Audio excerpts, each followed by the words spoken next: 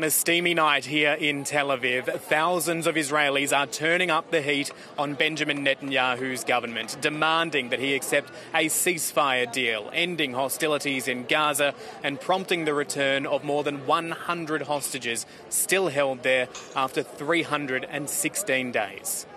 Among them, Amnon Shakar, whose granddaughter is still being held by Hamas.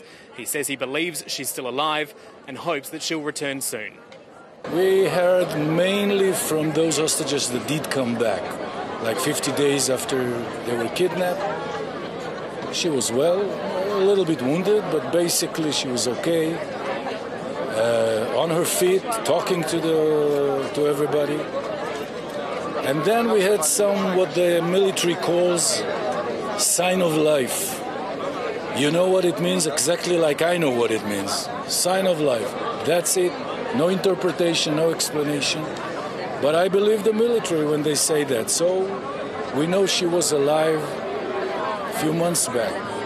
The problem is when you're there with the Hamas, you can tell exactly how she is at 11 o'clock. That doesn't mean anything about 11:05. He's not convinced that Benjamin Netanyahu is doing the right thing and holding out. That there are other items on the priority list that are being considered other than the one item which should be the only one on the priority list, which is bring the hostages back.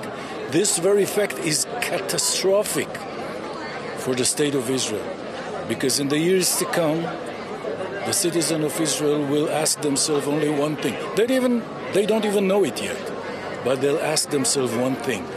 Did my government do everything in her power, anything, to bring the hostages back? Here in what's dubbed Hostages Square in the heart of Tel Aviv, there is a clear message to the government. Get a deal and get it now.